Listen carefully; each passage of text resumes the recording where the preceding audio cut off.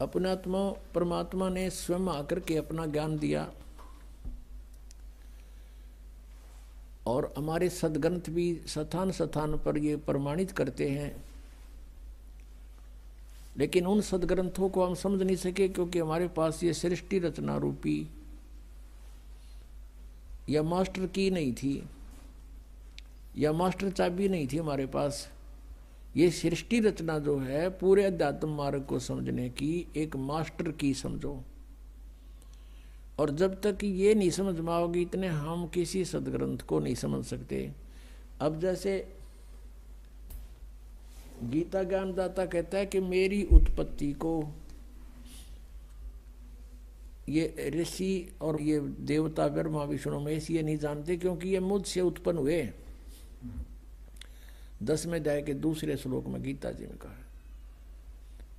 तो इसे सिद्ध हो गया कि गीता ज्ञानदाता नासवान है, इसका जन्म मृत्यु होता है। ये ब्रह्म है, श्री कृष्ण जी में प्रवेश करके ब्रह्म बोल रहा है।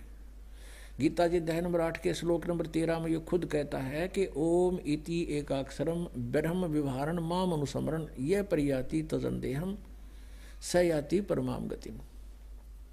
और फिर श्री शिव महापुराण गीता प्रेस गोरखपुर से प्रकाशित में ये 26 पृष्ठ पे खुद कहता है अपने आत्माओं इस पूर्ण अध्यात्म ज्ञान से परिचित कराना आपको दास का उद्देश्य है। और यही सदग्रंथ बताते हैं कि जब तक उससे पूर्ण परिचित नहीं होते तो तुम भक्ति पर नहीं लग सकते।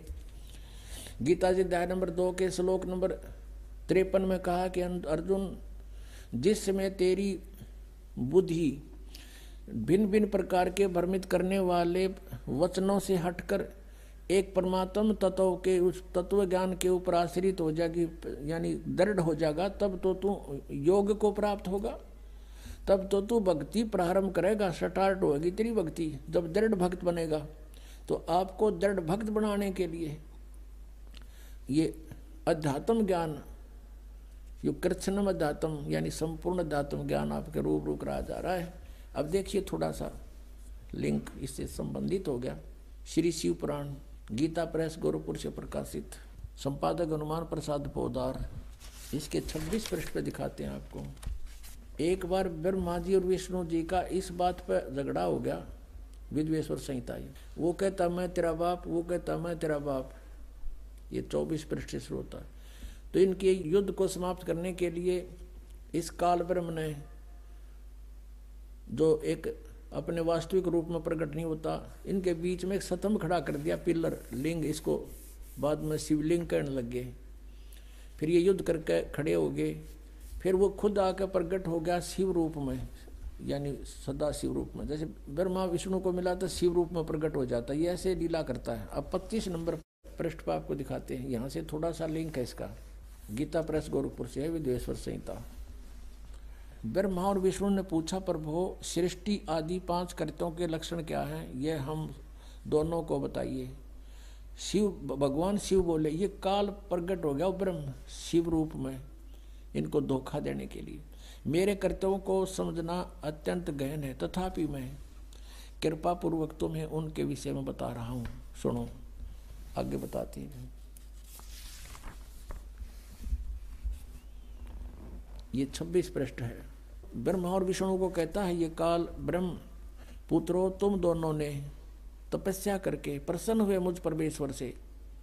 अब परमात्मा कहते हैं, ये ज्योत स्वरूपी का निरंजनमय ही करता भाई, ये अपने आप को परमेश्वर कह रहा है यहाँ पर। मुझ परमेश्वर से सृष्टि और सतिथि नामक 2 कृत प्राप्त किए हैं, ये दोनों तुम्हें बहुत प्रिय है। इसी प्रकार मेरी विभूति रूप स्वरूप, यानी मेरे जैसी शकल के रुद्र और महेश्वर में मैं नहीं है ने 2 अन्य उत्तम कृत संहार और तिरोभाव मुझसे प्राप्त किए हैं, परंतु अनुग्रह नामक कृत कोई दूसरा नहीं प्राप्त कर सकता। आगे देखो, ऐसे सिद्ध हो गया कि यहाँ ये पुराण का वक्ता जो है, पुराण जो बोलने वाला है, ये ब्रह्मा विष्णु से और रुद्र और महेश से न्यारा है। ये ब्रह्म है, ये काल है। यहाँ देखिए ये क्या कहता है, इसी पृष्ठ हम 26 पढ़ रहे हैं, संक्षिप्त शिव पुराण विद्वेश्वर संहिता। ये देखो, मैंने पूर्व काल में अपने स्वरूप भूत मंत्र का उपदेश किया है, जो ओंकार के रूप में प्रसिद्ध है।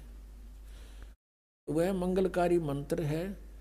सबसे पहले मेरे मुख से ओंकार यानी ओम प्रकट हुआ, जो मेरे रूप का बोध कराने वाला है। ओंकार वाचक है, मैं वाच्य हूँ। यह मंत्र मेरा स्वरूप ही है। प्रतिदिन ओंकार का निरंतर स्मरण करने से मेरा ही स्मरण होता है। मेरे उत्तरवर्ती मुख से अकार का, पश्चिम मुख से उकार का, दक्षिण मुख से मकार का और पूर्ववर्ती मुख से बिंदु का तथा मध्यवर्ती मुख से नाद का प्राकट्य हुआ। ये 5 हैं। एक तो पश्चिम वाले मुक्त हैं, एक तो उत्तर वाले मुक्त हैं, एक पश्चिम के वाले मुक्त हैं, 2, 3 और 4 और 5वां बिंदु। ये मध्य तथा उत्तर वाले मुख से बिंदु और ये 5वां ये नाद। तो इस प्रकार ये 5 हो गए। एक उकार, मकार और आकार, आकार, मकार, उकार और मकार और बिंदु और नाद, ये 5 हो गए। इस प्रकार 5 अवयवों से युक्त ओंकार का विस्तार हुआ। इन सभी अवयवों से एकीभूत होकर यह प्रणव ओम नामक एक अक्षर हो गया। और ये मेरा मंत्र है। ये कहता ये मेरा मंत्र है, ओम एक अक्षर। ये ब्रह्मा विष्णु महेश से अलग है। ये काल ब्रह्म बोल रहा है शिव रूप में खड़ा होकर के। इन्होंने ये नीचे लिखा है कि ओम नमः शिवाय, ये 5 अक्षर का मंत्र है। ये गलत लिखा है, मूल संस्कृत में कहीं नहीं है। अब हमने ये देखना कि ये जो ओंकार नाम जिसका ओम मंत्र है, ये ब्रह्म है, ये ब्रह्मा विष्णु महेश से अलग है। ये कृष्ण के अंदर प्रवेश करके श्री कृष्ण में बोल रहा है गीता जी को। ये यहाँ भी ये करा मेरा एक ओम मंत्र है।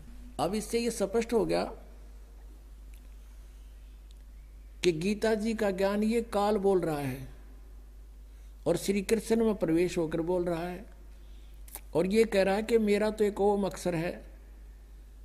ओम इति एक अक्षरम ब्रह्म विवरण माम अनुसमरण यह प्रयाति तजंदेहम सयाति परमाम गतिम। मुझ ब्रह्म का एक ओम अक्षर है, एक अक्षर है, नथिंग एल्स।